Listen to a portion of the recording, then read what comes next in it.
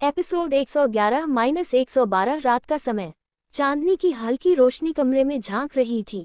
Nancy ने कसमसाते हुए आदित्य की बाहों में आंखों को खोला। आदित्य को देखते ही उसके चेहरे पर सुकून की मुस्कान फैल गई। उसकी उंगलियां आदित्य के चेहरे पर धीरे धीरे चल रही थी। वह उसे देखकर उसके पास्ट को सोचने लगी, जिससे उसकी आंखें सर्द हो गई। उसने धीरे से खुद में फुसफुसाते हुए कहा, मुझे नहीं पता था कि तुमने अपनी जिंदगी में इतना कुछ सहा है आदित्य।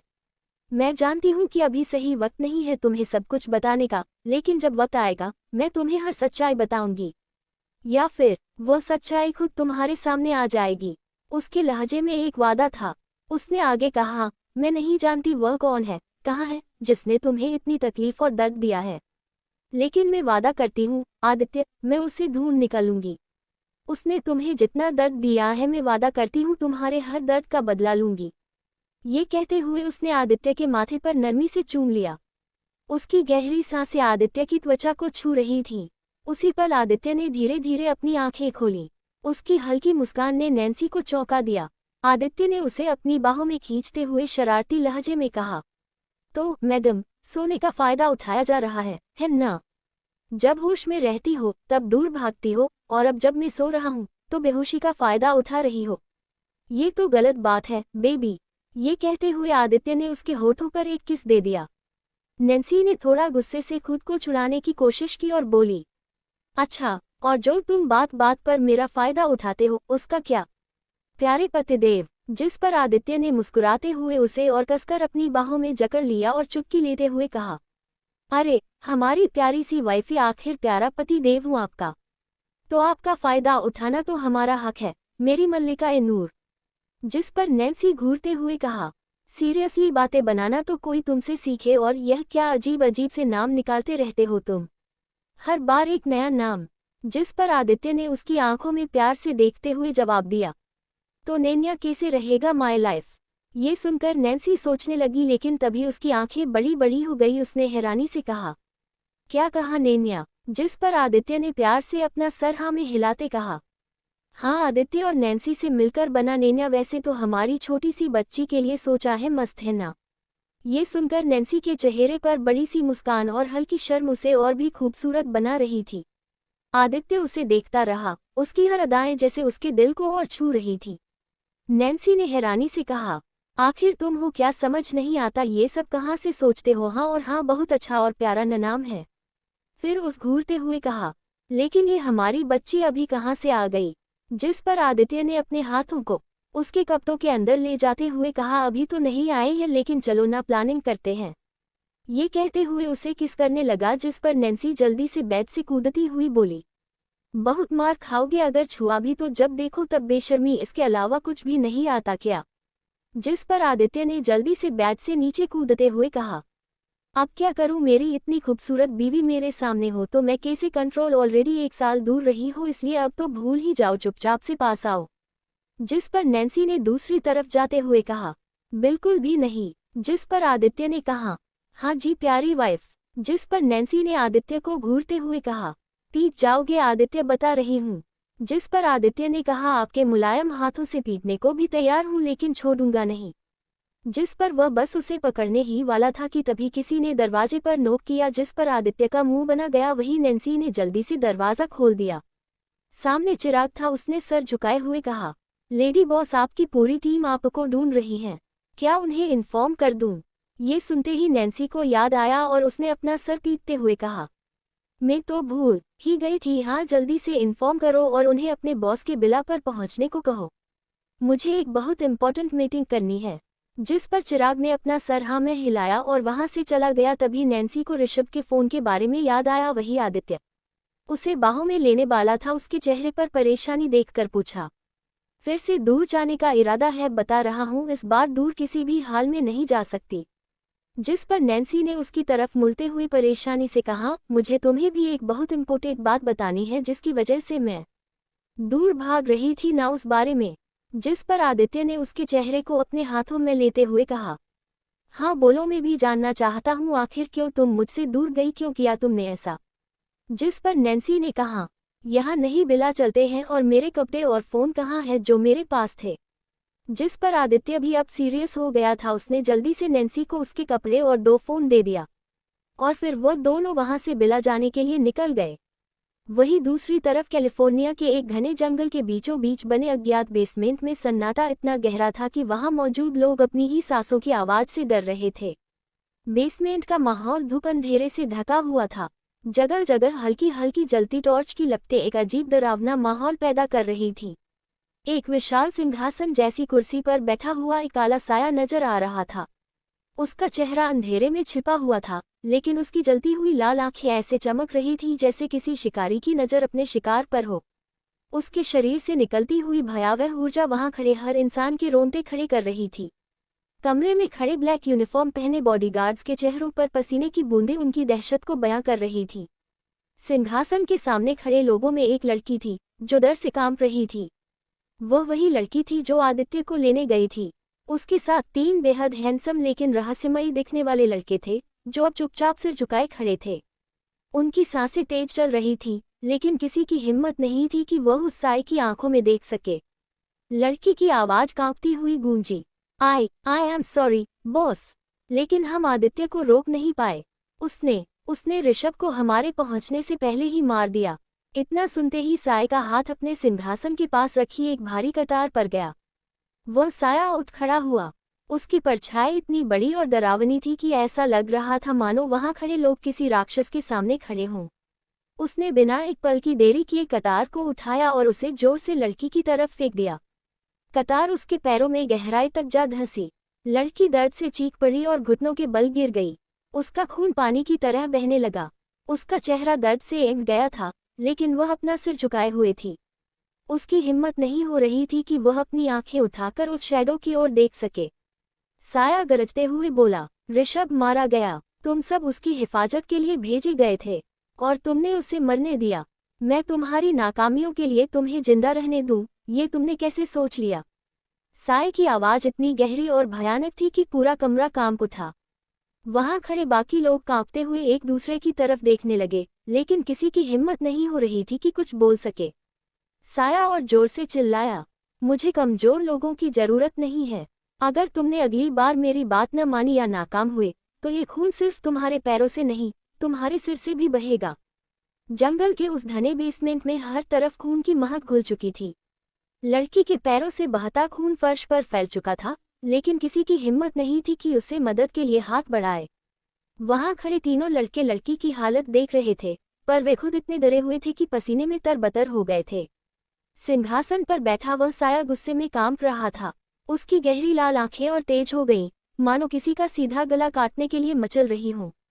उसका शरीर हल्की हल्की थरथराहट में था और कमरे का तापमान जैसे डर के कारण गिरता जा रहा था। साया की आवाज गुस्से में गूंज उठी, तुम सबकी औकात मेरे लिए सिर्फ मोहरों की है।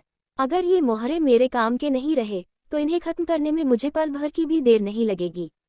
लड़की ने दर्द से कांपते हुए फर्श पर अपने हाथ टिकाए और रुकते हुए धीमी आवाज में कहा, बॉस, मैं वादा करती हूँ, अगली बार कोई गलती नहीं होगी।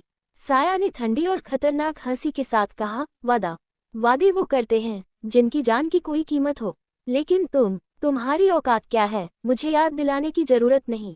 तुम मेरी नजरों में सिर्फ वक्त की मोहताज हो। साया ने गुस्से से आगे कहा, आदित्य ने ऋषभ को मारा और तुम सब खड़े देखते रहे। क्या तुम्हें नहीं पता कि आदित्य को खत्म करना अब मेरे लिए सिर्फ एक मिशन नहीं, बल्कि जुनून बन चुका है।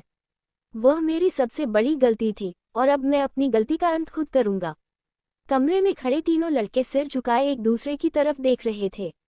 उनमें से एक, जो थोड़ा हिम्मती लग रहा था, आगे बढ़ा और धीमी आवाज में बोला, बॉस, चिंता मत करिए, भले ही वो बेहद खतरनाक है, लेकिन इस बार वह नहीं बचेगा हमारे हाथों से। जिस पर साया ने गुस्से में सिंहासन से उठकर कहा, क्या खतरनाक है वो? क्या तुम भूल गए हो कि मुझसे ज्यादा खतरनाक और कोई भी नहीं है? अगर वह खतरनाक है, तो मैं मौत हूँ उसकी। उसने अपने लंबे काले चोगे को एक झटके से लहराते हुए कहा, मुझे नहीं पता उसे जिंदा या मुर्दा लेकर आओ, लेकिन अगर तुम लोग नाकाम हो गए, तो अगली बार तुम्हारे सिर मेरे सिंहासन के नीचे होंगे। उसने लड़की की ओर इशारा करते हुए कहा, और तुम्हारे घुटनों का खून मेरे फर्श को गंदा कर रहा है। यह आखिरी मौका है। अगर अगली बार तुमने मेरे भरोसे को तोड़ा, तो मैं तुम्हारी हर चीख को संगीत बनाकर सुनूंगा। समझी? लड़की ने दर्द में सिर झुकाकर कहा, यस बॉस, मैं आपकी आज्ञा का पालन करूंगी। साया ने अपनी उंगलियां तोड़ते हुए कहा, आदित्य को ढूंढो, उसे जिंदा पकड़ना मेरी पहली प्राथमिकता है, और अगर वह जिंदा हाथ न लगे तो उसकी लाश मेरे सामने होनी चाहिए। अब जाओ, मेरे सब्र की सीमा खत्म हो रही है। लड़की और तीनों लड़के धीरे धीरे पीछे हटने लगे। उनकी आंखों में डर और चेहरे पर घबराहट साफ झलक रही थी। वहां खड़े बाकी बॉडी गार्ड्स की सांसें भी जैसे अटक गई थीं। किसी को नहीं पता था कि अगला पल उनके लिए मौत लेकर आएगा या रहम। जैसे ही लड़की बाहर निकली, एक लड़के ने धीरे से कहा, हम यहाँ से बच भी पाएंगे या नहीं, ये खुदा ही जाने। लेकिन इस बार अगर हमने आदित्य को नहीं पकड़ा तो हम सबका खेल खत्म। जिस पर लड़की का जिसका चेहरा दर्द से भरा हुआ था अचानक गुस्से से भर गया। उसने गुस्से से कहा, आदित्य को ना मारने का सवाल ही नहीं पैदा होता। अब मैं उसकी जान लेकर ही मानूंगी। अब वो मेरे हाथों से नहीं बचेगा। निकलने की तैयारी करो, हम आज ही इंडिया जा रहे हैं। जिस पर सभी ने अपना सर हाँ में हिलाया। वही एक लड़का जो सबसे शांत और काफी ज्यादा मिस्टीरियस था, उसकी आंखों का रंग अचानक से बदल गया था। वही उस बेसमेंट के अंधेरे कमरे में उस लड़की और अन्य लड़कों के जाने के बाद वही ठंडी खामोशी में डूबा हुआ था। कमरे के कोने कोने में सन्नाटा पसरा था, लेकिन बीच में चेयर पर बैठा हुआ शख्स हर पल इस शांति को अपने अंदर के गुस्से और शैतानी सोच से तोड़ रहा था। साय की आंखों में जलता हुआ गुस्सा साफ झलक रहा था। उसके हाथ चेयर के हाथों पर कसकर जकड़े हुए थे, मानो वह किसी अदृश्य दुश्मन को चीर देने की ताक में हो। उसने गहरी सांस ली और फिर एक ठंडी पर शैतानी आवाज में कहा, आदित्य, मेरे प्यारे भतीजे, तुम्हारी उस दो कोड़ी माँ ने क्या सोचा था कि वो तुम्हें मुझसे बचा लेंगी। तुम्हें छुपा कर सोचा कि मैं तुम्हें कभी नहीं ढूंढ पाऊंगा, लेकिन तुम्हारा चाचा उनकी एक्सपेक्टेड सोच से ज्यादा अनएक्सपेक्टेड है, इसलिए तुम्हें ढूंढ लिया। लेकिन तेरे अंदर है तो तेरे बाप का ही खून ना, इसलिए तू इतने आगे पहुंच गया। लेकिन तू जानता तक नहीं है मैं तेरे हर जगह पर हूँ। तू सोच भी नहीं सकता तेरे साथ वो करने वाला हूँ, बस तू देखता चल। उसकी आवाज में एक अजीब सी क्रूरता थी। उसकी आंखों की लपटें और गहरी हो गई। उसने एक पल के लिए अपने चारों ओर देखा, जैसे वह उस खाली बेसमेंट को अपनी शैतानी योजनाओं का गवाह बना रहा हो। मैंने तुम्हें बचपन से देखा है आदित्य, तू तो अपने चाचा को भूल गया, लेकिन मेरे प्यारे भतीजे मैं नहीं भूला। फिर वह आगे बोला, तुम्हें छुपा कर रखा गया, तुम्हें मुझसे दूर रखा गया, लेकिन तुम यह नहीं जानते थे कि तुम्हारा चाचा हर छुपे हुए मोहरे को ढूंढना जानता है। और अब जब मैंने तुम्हें ढूंढ लिया है तो समझ लो कि तुम्हारे भाग्य की घड़ी आ चुकी है। उसके चेहरे पर एक शैतानी मुस्कान फैल गई। उसने अपने सिर को पीछे झुकाया और अपनी आवाज को और गहरा कर लिया, साला तेरे मॉम डैड पहले ही ऊपर पहुंच गए, इसलिए अब तेरी बारी है। तुम्हें भी मैं उनके पास ऊपर भेज दूंगा, लेकिन फर्क बस इतना है कि तुमसे पहले तुम्हारी दुनिया को खत्म करूंगा। तेरे बाप को टॉर्चर नहीं कर पाया, लेकिन तुझे करूंगा। तेरी वह फैमिली जिसे तू बहुत प्यार करता है, तेरा प्यार जो तुझे दूर चला गया था, वो हर एक चीज जो तुझे जान से प्यारी है, तुम्हारा सब कुछ मेरा होगा, और वह भी पूरी तरह से। उसकी उंगलियां चेयर के हाथों पर खरोंचने लगी, जैसे वह अपनी योजनाओं को पहले ही अमल में ला रहा हो। उसकी सांसें तेज हो गईं और उसकी मुस्कान और भी विकृत हो गई। आदित्य, उसने लगभग फुसफुसाते हुए कहा, तुमने मेरे रास्ते में आकर अपनी सबसे बड़ी गलती की है। अब देखना कैसे तुम्हारे चाचा का कहर तुम पर बरसेगा। मैं तुम्हें खत्म करूंगा, तुम्हारे साथ तुम्हारे विश्वास, तुम्हारे प्यार और तुम्हारे सपनों को भी। ये सब अब मेरा होगा, पूरी तरह से मेरा। उसने अपनी कुर्सी से उठकर सामने रखी एक मेज पर रखे कागजों को देखा। उसने उन पर उंगली फेरते हुए कहा, हाँ, अब देखो कैसे मैं तुम्हारे हर कदम का जवाब दूंगा। तुम मेरी शतरंज के प्यादे हो और इस खेल का राजा मैं हूँ। उसकी हंसी कमरे की दीवारों से टकराकर गूंज उठी। यह एक ऐसी हंसी थी जो किसी भी सुनने वाले के रोंगटे खड़े कर दे। साय के दिमाग में चल रही योजनाओं का अंधेरा अब उसकी आंखों में साफ झलक रहा था। तभी वहां पर उसके सामने अपने चेहरे पर ब्लैक कलर का मास्क लगाए ऊपर से नीचे तक ब्लैक कलर का लॉन कोट पहने हुए एक लड़का आकर साय के सामने खड़ा हो गया। वह काफी मिस्टीरियस और सीरियस लग रहा था। उसने हल्का सर झुकाकर साय को ग्रीट किया, लेकिन कुछ कहा नहीं, बस साय की बात का सुनने का वेट करने लगा। उसे देखते ही साय की आंखों में चमक आ गई थी। उसने मुस्कुराकर कहा, तुम आ गए, तुम्हारा ही इंतजार था। तुम उस लड़की और उस आदित्य पर नजर रखो। अगर ये लोग अपने मिशन में फेल हुई तो तुम इन्हें उसके मारने से पहले मार देना, और उसके बाद तुम उसे लेकर आओगे। उसे भागने का मौका मत देना। जिस पर उस लड़के, जिसकी आंखें काली लेकिन हक्की नीली थी, उसने अपना सर हिलाया और वहां से निकल गया। वहीं उसके जाने के बाद दरवाजा बंद हो गया और उसके साथ ही बेसमेंट का अंधेरा और गहरा हो गया। लेकिन साये की आंखों में जलता हुआ गुस्सा और उसके चेहरे पर खेलती हुई शैतानी मुस्कान उस अंधेरे में भी साफ नजर आ रही थी। दूसरी तरफ युवराज ने बीच के आसपास की सारी सीसीटीवी फुटेज को हैक कर लिया था, लेकिन वह जल्दी से समझ गया कि फुटेज को जानबूझकर वहां से पूरी तरह से हटाया गया था। लेकिन वह ऐसे ही हैकर वर्ल्ड का किंग नहीं था। 1 घंटे में उसने सारी फुटेज को रिकवर कर दिया गया था, लेकिन फुटेज इतनी अधिक थी कि उसे अकेले देखना नामुमकिन था। सभी ने वीडियो फुटेज को आपस में बांट लिया और देखने में जुट गए। माहौल गंभीर था, लेकिन तान्या की एक बात ने सभी का ध्यान खींच लिया। तान्या ने फुटेज पर नजरें गड़ाए हुए कहा, ये देखो, ये वही बोट है जिससे बॉस को ले जाया गया था। 2 बजे के आसपास ये बोट वापस लौट आई है। जिस पर टिया ने गंभीर होकर कहा, हाँ, और फिर देखो, बॉस को बेहोशी में बाहर निकाला गया था। लेकिन रुको, इसमें एक और बेहोश इंसान है। इसका मतलब है कि वे लोग जरूर किसी हॉस्पिटल गए होंगे। लेकिन बॉस सच में ठीक तो है ना? टिया की बात सुनते ही सभी के चेहरे पर चिंता की लकीरें खींच गईं। रोहन, जो अब तक ध्यान से वीडियो देख रहा था, अचानक घबरा गया। उसने डरते हुए कहा, हे भगवान, कहीं बॉस हमें छोड़कर भगवान के पास तो नहीं चली गई। बॉस, आप मुझे अकेला छोड़कर नहीं जा सकती। आपने ऐसा क्यों किया? उसकी बात सुनते ही तान्या का पारा 7वें आसमान पर पहुंच गया। उसने झट से एक जोरदार मुक्का रोहन के मुंह पर जड़ दिया। तान्या ने गुस्से से कहा, ओए चमकंदर, अपना मुंह बंद करेगा या तेरी कब्र यही बनवा दूं। ऐसी घटिया बातें मुंह से निकालना बंद कर, जब मुंह खोलता है बकवास ही निकलती है। जिस पर रोहन ने गुस्से से खड़े होते हुए मुंह पकड़ते हुए कहा, तू चुईया, तू मरना चाहती है क्या? ये पंच क्यों मारा? तेरे छोटे से हाथ ने मेरी बड़ी सी नाक तोड़ दी।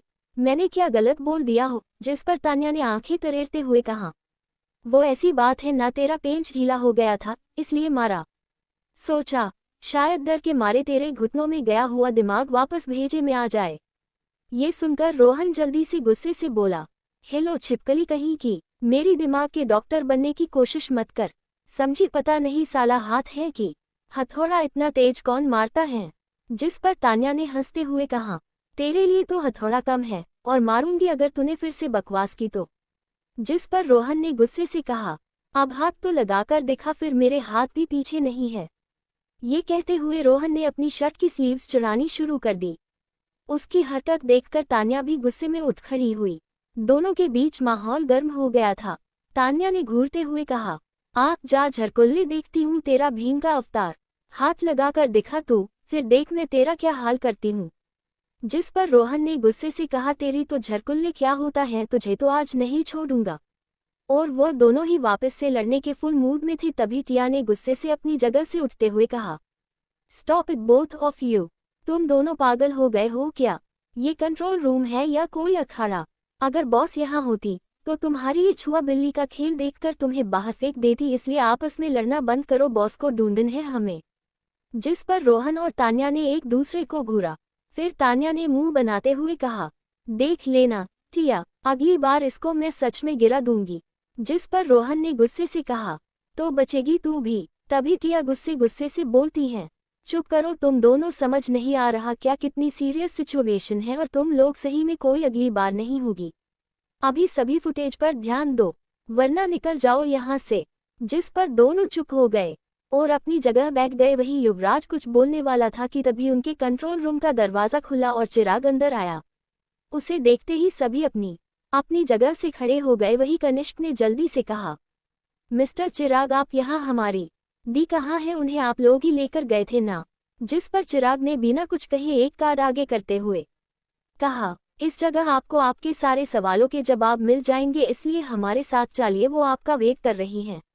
ये सुनकर सभी एक दूसरे को देखने लगे। थोड़ी देर बाद उन लोगों ने साथ में कुछ डिस्कस किया और वह लोग निकल गए। 30 मिनट में सभी आदित्य के फार्म हाउस पर थे। सभी लोग ही काफी सतर्क थे। सब चुपचाप बैठे अपने आसपास की सिचुएशन ऑब्जर्व कर रहे थे, क्योंकि उन्हें लग रहा था ये कोई ट्रैप भी हो सकता है, इसलिए कोई भी बेवकूफ़ी नहीं करना चाहता था। यहाँ तक कि रोहन तक शांत था, सिर्फ टिया को छोड़कर जो थोड़ी सी रिलैक्स लग रही थी। वह समझ गई थी जरूर बॉस अपने इस राज को खोलने वाली है। लेकिन उसके साथ कनिष्क भी थोड़ा सा रिलैक्स था। लेकिन क्यों, इसका जवाब तो वही जानता था। क्या आप लोगों को इसका जवाब पता है तो कमेंट में जरूर बताना।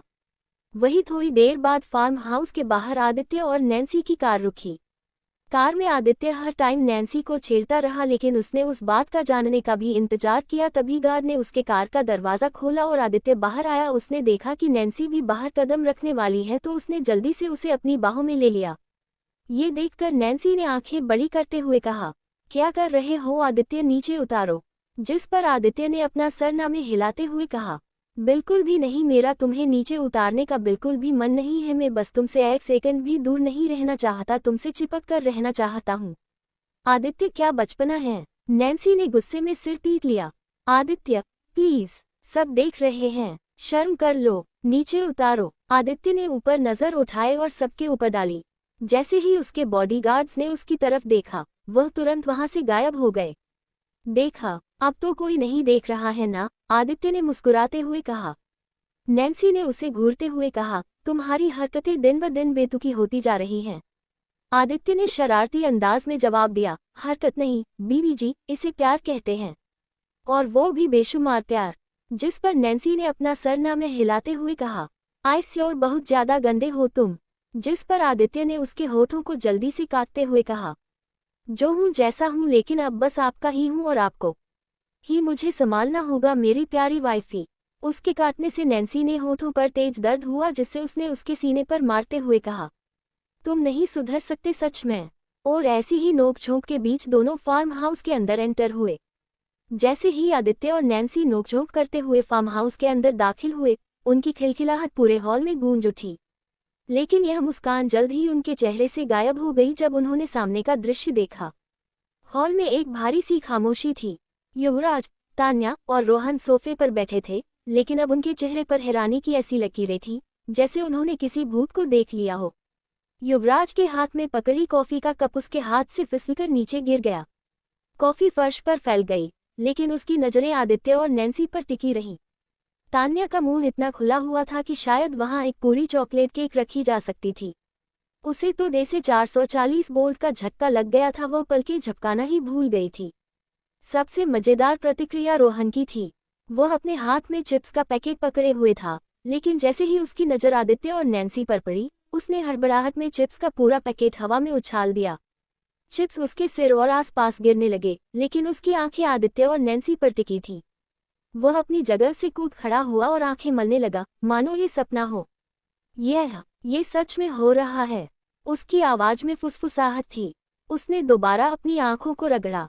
कनिष्क और टिया इस पूरे ड्रामे को शांत चेहरों से देख रहे थे। ऐसा लग रहा था कि उन्हें पहले से ही सब पता था। जाने से पहले मेरे नॉवल वर्ल्ड 2.0 चैनल को सब्सक्राइब कर लीजिए और लाइक शेयर कमेंट करना मत भूलिए। ऐसे न्यूज़ स्टोरी सुनने के लिए हमारे चैनल पर बने रहिए। उसके साथ हमारे टेलीग्राम चैनल को भी ज्वाइन कर लीजिए, वहां पर भी इंटरेस्टिंग न्यूज़ स्टोरीज अपलोड होते हैं। आज के लिए बाय फ्रेंड्स, कल मुलाकात होगी।